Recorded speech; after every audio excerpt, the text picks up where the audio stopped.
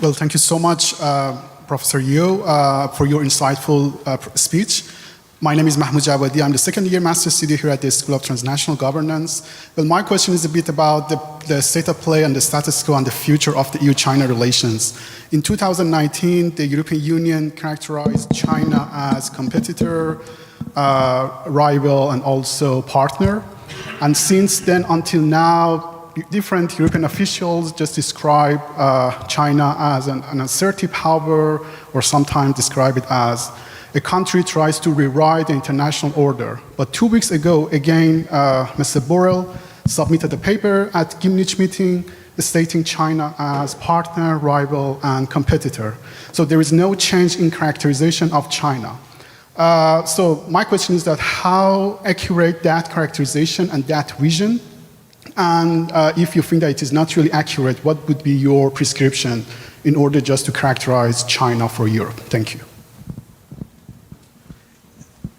For a number of centuries, the West has been used to being dominant in the world.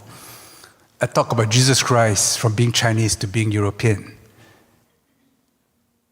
An equivalent process must now take place to bring us to a better balance point. It will take time. That the Americans, from helping China rise again, now fear China's rise, is to be expected. That there should be a Western response, should also be expected. China will not escalate because it knows it's getting stronger, and philosophically has a deep sense of itself. But at the same time, they cannot afford to show weakness. And just by being firm and being independent, the Chinese are giving hope to others. They too can stand firm and be independent, even though they are weaker. And this will help crystallize a multipolar world. But this is not a process which the Americans can take lightly, and not even a process which the entire West will take lightly.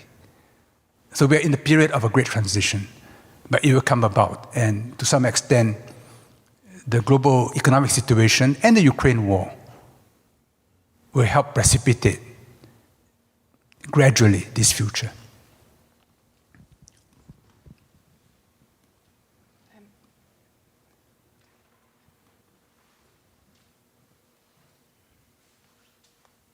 Remember to say where you're from as well. Oh, you're from Iran? Oh, okay. Then I will elaborate later. Yes, my name is Tamás Szűcs. I'm from Hungary.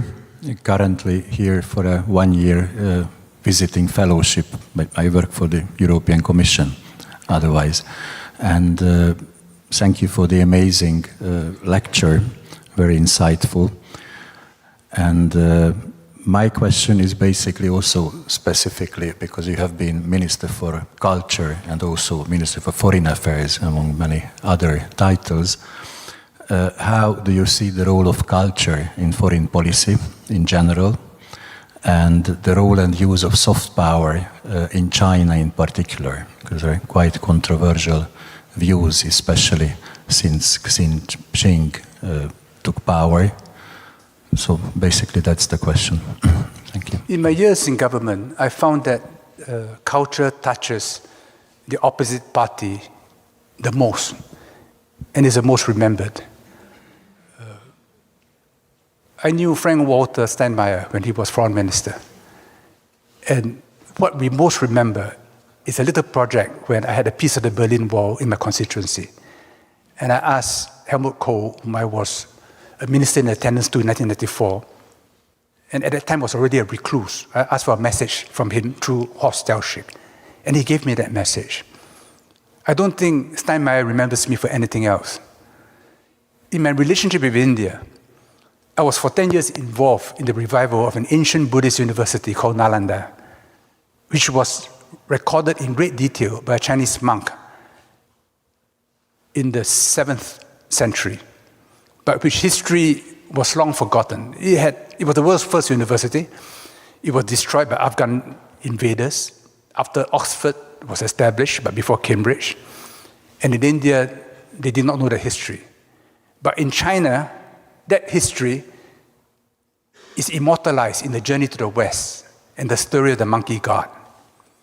Never lost.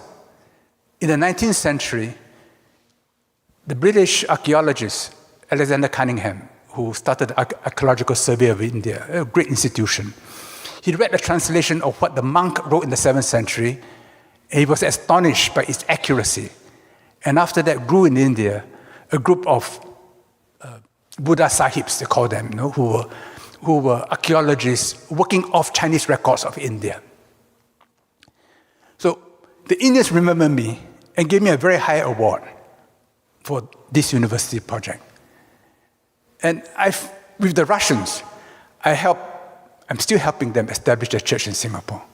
And the Russian Foreign Ministry remembers me not for my work in the Trade Ministry or Foreign Ministry, but for my work in helping them establish a church in Singapore. So culture touches people the most deeply. They'll forget everything else, but they never forget how you treated them in their identity.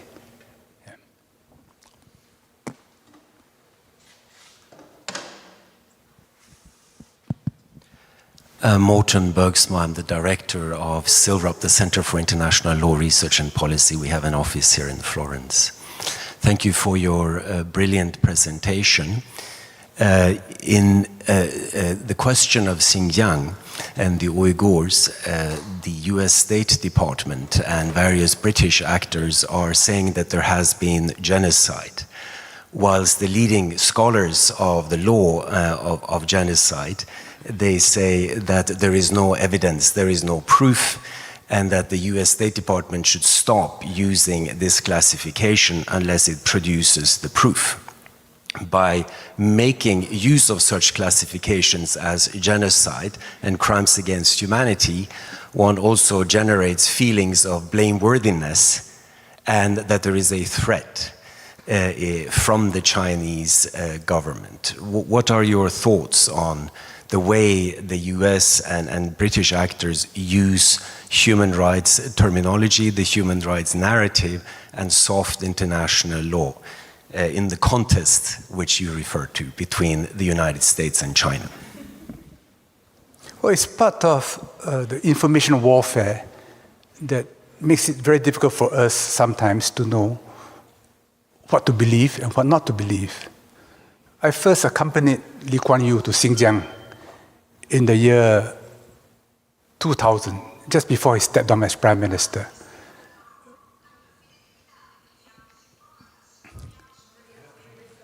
It's okay. That's not Xinjiang. Yeah.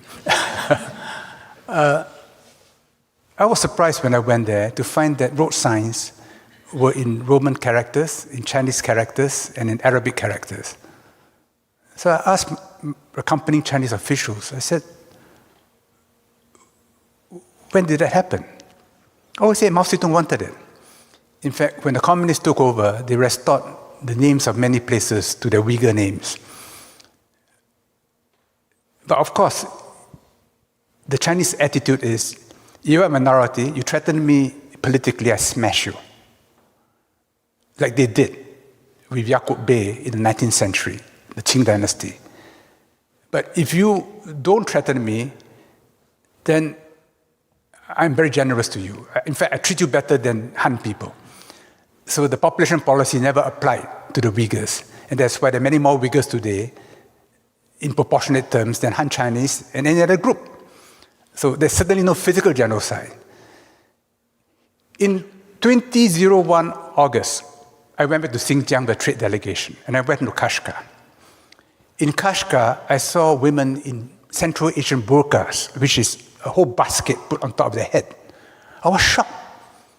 I asked Chinese officials, I said, why do you allow this? They said, no, it's a custom. When I was in Urumqi, they took me horse riding. I can't ride a horse to save myself. So they said, no, don't worry. A young girl or boy will hop behind you, a Kazakh, and they'll gallop the horse. And it was very exciting. I tried to speak to her in my poor Mandarin. She could not understand me. So again, I asked the Chinese, I said, why aren't you teaching them Chinese? They said, no, they're nomads, no, we leave them alone. They did not realize then it was 2 weeks before September 11 that the Salafis had been working on their minds. And from 2010 to 2015, there were a spate of terrorist incidents in China to a point where the Han people in Xinjiang had to arm themselves. I also knew this from my cousins in China who used to go to Xinjiang, and then during that period, they say it's no longer safe, and now they're all over Xinjiang again because peace has returned. So this whole story that there's genocide in Xinjiang, to me, does not reflect what's happening there. Yes, they have been draconian in making sure that Salafi influence is controlled in China. But all countries, including Singapore, face this problem. And it's interesting that no Muslim country today has condemned China on the Xinjiang policy. But when I was cruising in Croatia, someone told me what an Italian professor in Chengdu said. It's quite interesting. Take it in the right spirit, you know. He said the Americans are not known to love Chinese. They're not known to love Muslims, but somehow they love Chinese Muslims a lot. So that's my answer to your question.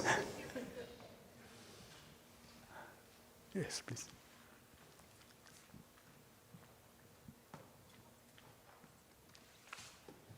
Thank you very much. I'm Sonja Punkscher-Riekmann, a member of the External Advisory Board and of the Austrian Academy of Sciences. Thank you very much for an utterly inspiring speech. I have tried to keep track of Chinese development, reading a lot, but yeah, I will certainly not have reached the point of Matteo Ricci. I have a question which is a politico-philosophical question. How would you estimate the Chinese capacity to deal with discontinuities and to integrate that into the Taiwanese question? Perhaps you will now tell me that I don't understand anything of Taiwan, and I would take that. But it is a democratic state. Is that not the case, in your opinion? And if so, how would, in a Chinese reading,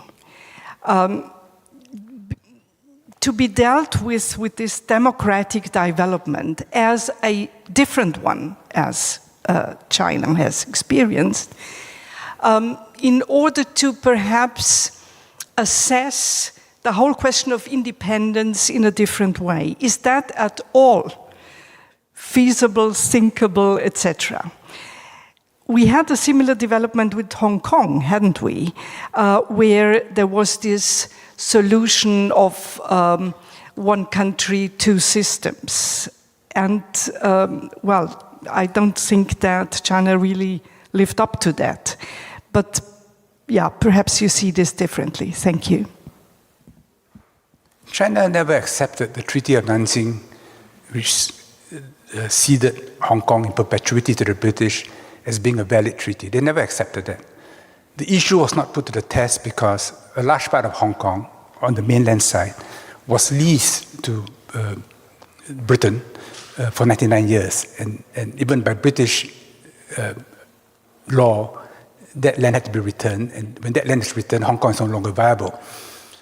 In 1982, Margaret Thatcher visited Deng Xiaoping and mooted the idea of another 50 years of British rule. She was badly advised. Deng Xiaoping, with great accuracy, spat into a spittoon, you know. And Margaret Thatcher was so rattled when she left the Great Hall of the People, she tripped on the steps. And they knew that that's not negotiable. So in 1984, they had the Joint Declaration. Now, the Joint Declaration is asserted by the British as a treaty which bound China post-1997. China never accepted that. The Joint Declaration is called a Joint Declaration because you make your declaration, I make my declaration, we put it out together in order to facilitate a smooth handover on June 30th, 1997. It It was not a treaty. If it was the treaty like the Treaty of Nanjing, it would have been called a treaty. So the Chinese are saying, once we have a smooth handover, sovereignty has returned to China. But China in this declaration said that it will promulgate a basic law, which it legislated in consultation with Hong Kong people, under which one country, two systems would last for 50 years. In that basic law, a national security law in Hong Kong must be enacted. So for 20 over years, it was never enacted, which means that in terms of performance, Hong Kong failed to keep up its side of the bargain. So the mainland then imposed national security law on Hong Kong, but still requires Hong Kong to make subsidiary legislation. And that's right now being done. I lived in Hong Kong during that period, and my wife and I no longer felt safe. I saw the way the social media was systematically demonizing the police. And the Hong Kong police is nothing like police in Paris or Los Angeles or New York. And they were extremely well behaved, but they were made to look as if they all had horns and tails, which was utterly not the case. But there was a game being played. Cui bono, who benefited from the Hong Kong unrest? It led to the re-election of Tsai Ing-wen, because all the pundits said that she would lose to Han Kuo-yu. But because of what happened in Hong Kong, the whole table turned. So I have a very interpretation of Hong Kong, and it's based upon my own experience living there and the sort of things which were happening. That when they stormed the legislature, I think it was Nancy Pelosi who said, "Oh, what a glorious sight," until January 6th happened. Then it didn't look so glorious after that. So the double standards were so thick you could cut through it with a knife. Yeah. So on Taiwan, China has told Taiwan, you can keep the army. So long as you accept the idea of one China, you can interpret it the way you want. It means that you're not going independent. And one day when we unite, maybe I'll drop PRC, you drop ROC, and we can call it China. Yeah. So it is an internal affair. It is one of reconciliation. You know, when Annalena Baerbock, the German foreign secretary, foreign minister, visited China recently, State Councillor Wang Yi, who was a former foreign minister, he said something which to me was very moving. He said, "We supported German reunification. We hope Germany will support our reunification. Germany was divided because it was an aggressor. China was divided because it was a victim. So the moral cause of German reunification is on any balance greater than German reunification." I thought that was a very powerful message that Wang Yi put across, but it was hardly reported in your media.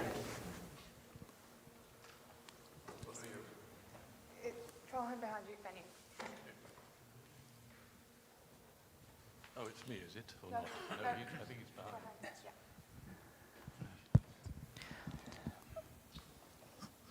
Okay, thank you very much for your speech. My name is Farhan. I'm from Indonesia, your neighbor. So I'm interested in your speech that you said that we are moving towards the multipolar world, and we hope it's going to be a very peacefully process. And I'm interested in what's your view about Southeast Asia?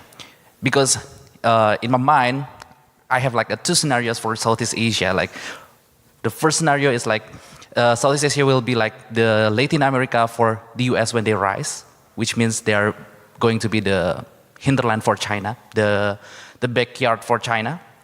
Or in more optimistic scenario, I think that Southeast Asia will be the hub for the world, because now Europe, US, they're going to East Asia, then they are finding place to find the common places, Southeast Asia.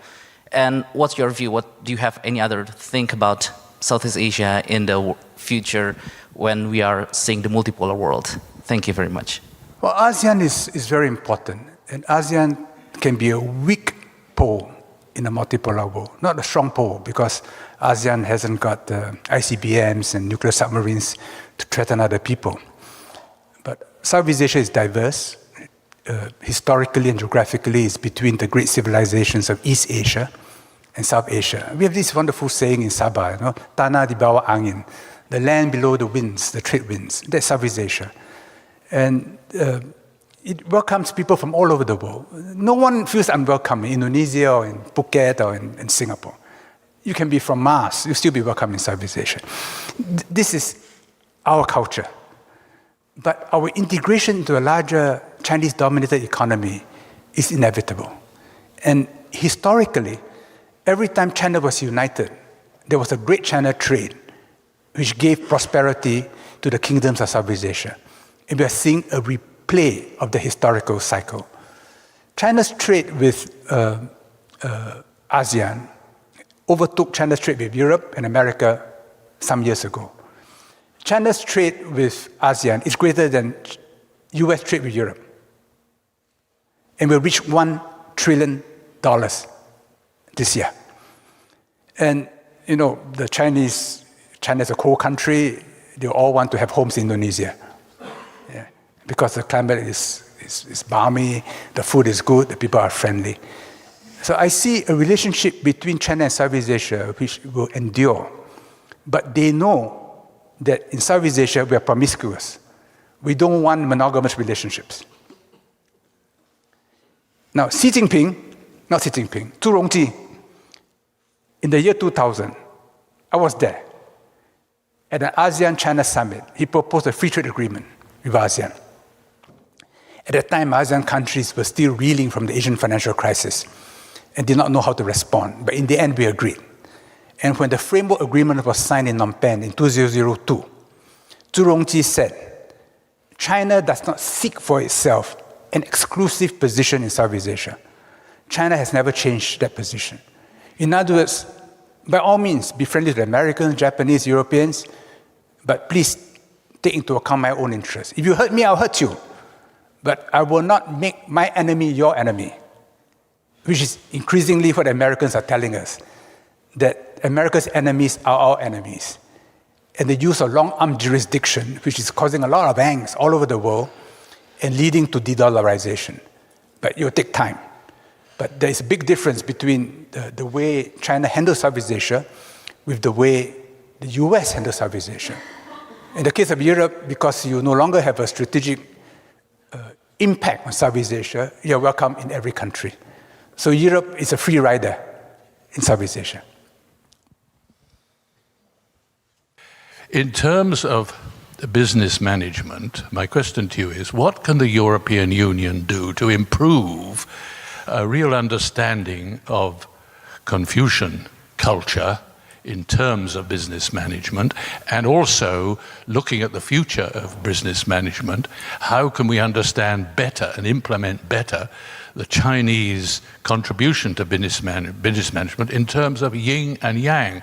These are enormous contributions which I think China can make to the future of business management.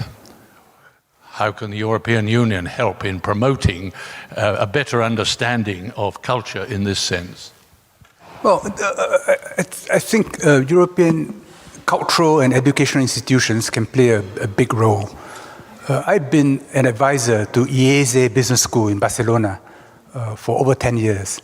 And I just came over from Barcelona after delivering the commencement speech to the 2023 MBA class. IESE has one-third American, one-third European, one-third Asian in the student population.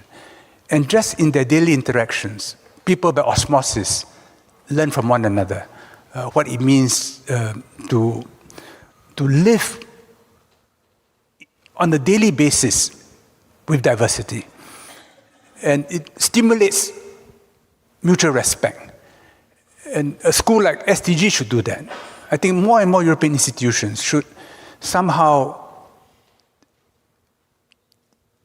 incorporate the diversity of the world into Europe. Now, Europe's management of its own internal diversity is fascinating and provides inspiration to the rest of the world.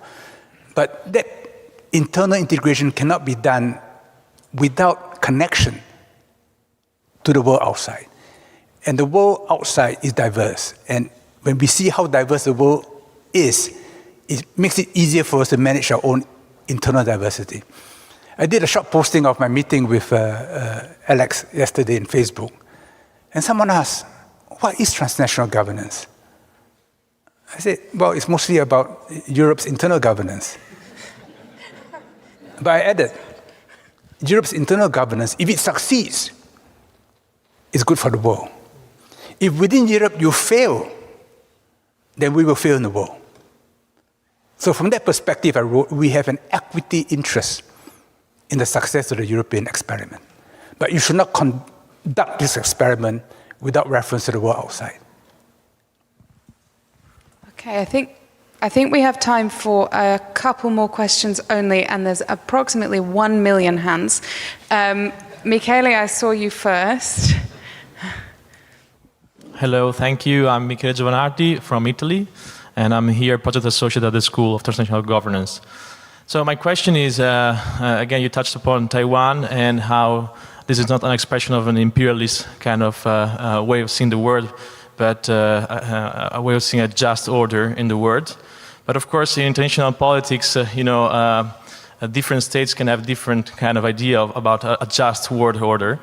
And what can be seen as something just can also be seen as something imperialist or expansionist. So I think the key here is to really succeed in what you say, to build trust between the parties, to convince them what you're saying is in fact something not another step in power politics, but something about the just world order. So about trust, what are the concrete steps that we can envision to build trust between Europe and China?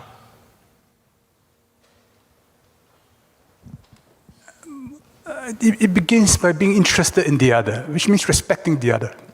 And once you do that, you begin to see the good on the other side. And then it's more difficult for you to be angry with the other party. People get enraged when they don't understand the other side. Then you can kill. But when you realize that the other side has the same hopes and fears as you have, with family and children to worry about, then it will cause you to pause. And perchance to say, oh, maybe we can explain why they are behaving that way. Well, China has taken a dangerous but very interesting step to make proposals for peace in Ukraine. The peace proposal is just a statement of principles. So it's not likely to get anywhere for the time being. But at some point in time, the various parties will be exhausted. Right now, they're still giving war a chance. At some point in time, they have to give peace a chance. And there will have to be a ceasefire. I don't think there'll be a peace agreement for a long time. There'll be some kind of a partition, which is the reason why Henry Kissinger hinted at it when he said that Ukraine should join NATO, not only to protect Ukraine, but to protect NATO from Ukraine, which means almost a colonization of Ukraine to maintain the peace. Now, the Chinese envoy said, because mathematically there's no solution, they said, we can't talk peace unless the parties in their hearts open up a little space for the other. In other words, it's not just the work of diplomats. It is in the propaganda when we get people to hate the other. Are you prepared to loosen up and say, look, see possible good in the other? Then the process of negotiation can begin. But it will not begin until both sides are exhausted by war.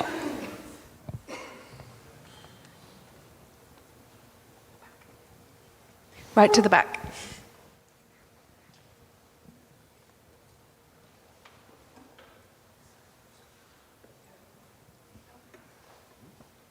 Gentleman in the stripy shirt. Thank you. My name is Umberto. I'm a visiting fellow here. I just wanted to ask you, we speculated a lot about what the world with a more dominant role for China would be in the future. And you mentioned briefly the war in Ukraine. I was about to ask you, what is your take about China non-opposition to the invasion of a sovereign country?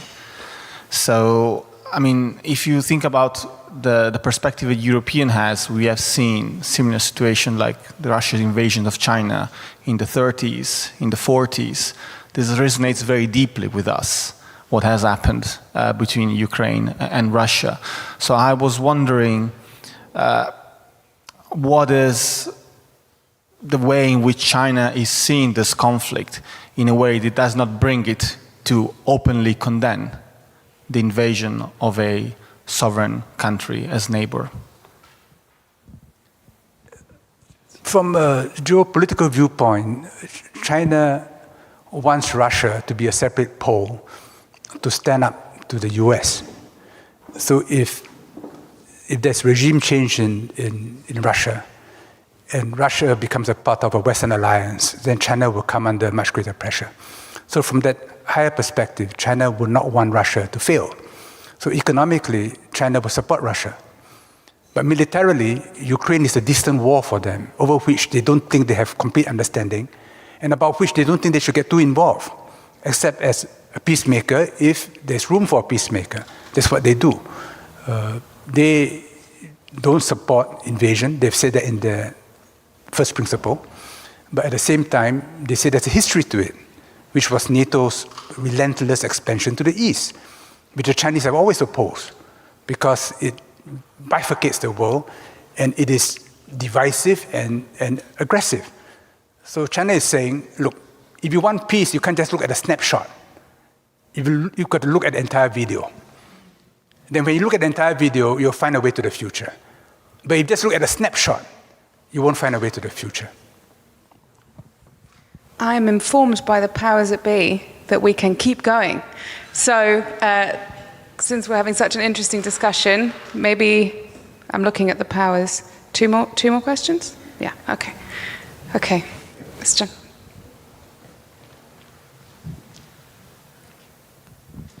Hi. My name is Gao Hen John, and I'm a Jean Monnet residential fellow this year at the UI, but normally I am an associate professor of Italian studies at the University of British Columbia in Vancouver. And I was born and raised in Hangzhou in the PRC, but I've been living in the States and Canada for a while. So my question touches upon China and Europe's engagement in Africa and how that engagement can potentially shape the future between these two geopolitical entities. I think in the discussion so far we have touched upon their relationship in the Pacific Rim and Eurasia just right now. So I'd like to consult your take on their engagement in Africa. And we know the context is that Europe taken as a whole is the top investor in Africa, and China is making strides. And the media, the Western media at least, has been covering a lot on their conflicts, but sometimes collaborations as well. So that's my question. Thank you. In my script, I covered Africa and the Middle East, but I didn't have time just now.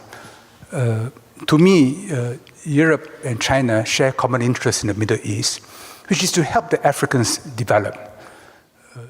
Because of the color revolutions, migration from Europe has been growing. It's becoming a big problem for Europe, for Italy, for France, for many countries.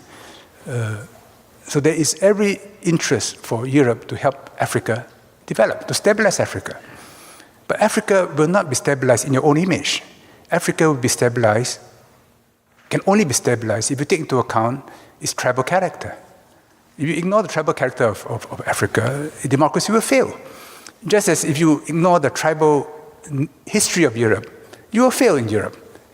So China today is building much of Africa's infrastructure. And they're doing it in their own self-interest to extract minerals, trade, but also to win goodwill, because it's 54 votes in the UN, and these votes are important to China. So I'm an advisor to a Chinese company that's become Singaporean, investing in a very big iron ore mine in a West African country, for which they have to build a 600-kilometer railroad. And once that railroad is built, the whole country will be transformed, because then the inland spaces can gain access to the sea, which is the internet, right? Then you can trade, then the value of your labor will be much greater. So by right, Europe and China should work together to help Africa develop. So I was very troubled to read President Ursula von der Leyen recently saying that Europe helping Africa should be in competition with China. She suggested that. Why? And Europe, Africa has not a good historical memory of Europe, which has enslaved it, colonized it, and now you're telling me who my friend should be. So they resent it powerfully. So if you interview any African leader, they will tell you, rubbish. We will deal with China on our own terms because China is helping us. And there's none of the historical baggage. So Europe should be working with China in Africa and in the entire Middle East. Now the Americans have a different agenda. For them, it's just big power contest. And here in Middle East and on Africa, I think the American and European agendas diverge. And Europe should seek greater autonomy and be more circumspect in its own self-interest in working with China. Last question. Thank you, sir, for your insightful presentation. And I'm Kun Hao Yang. I come from China. I'm now a PhD researcher at the Department of Law at UI. So my question is about the... Sorry? At UI. At UI, yeah, I'm sorry. So my question is about, from the Chinese perspective, about the Europe's in China's future. So as the EU is adjusting the Chinese strategy and proposing the de-risking strategy rather than the decoupling that the US one, and the EU is trying to make this de-risking to the G7 level, to more like a circle surrounding China. So what do you think from the Chinese perspective? It is a kind of opportunity or challenge, and what kind of reactions may occur from the Chinese side to this risking strategy? Thanks. Many years ago, I was a visiting scholar in Peking University, and when I was there, I was invited by the China's National Defense University, Guofangda, to give a speech about US-China relations from a Singapore perspective. One question was about the deployment of 2,000 Marines, US Marines in Darwin. So I told the Chinese, you must expect that at the bedrock, the relationship between Australia and the US is a profound one. You need only visit the War Museum in Canberra to know that it is a relationship watered in blood. In the same way, I think China should know that the relationship between Europe and America is a profound one, particularly white America. But America's demographics are changing. And more Americans do not resonate as much when they see the Parthenon or when they visit Florence, because they have a different history. So American politics will change. But this common basis, that what created America was as a daughter civilization of Europe, that is very deep. So China should have no unrealistic expectation that it can ever divide America from Europe. But it can tell the Europe, look, we have different interests, let's work on all your interests, those which are allied to America and those which are more important for yourself. Take a practical approach and be patient. So I see China as wanting a strong EU. They will support EU autonomy, even in defense, but they know that will take a very long time. And they support a strong euro because they resent the exorbitant privilege which the US dollar enjoys today, which enables the US to have 800 military bases around the world. Okay, thank you. Well, with that, that wraps up our discussion. Can I ask you first to thank George warmly for his very thought-provoking comments today?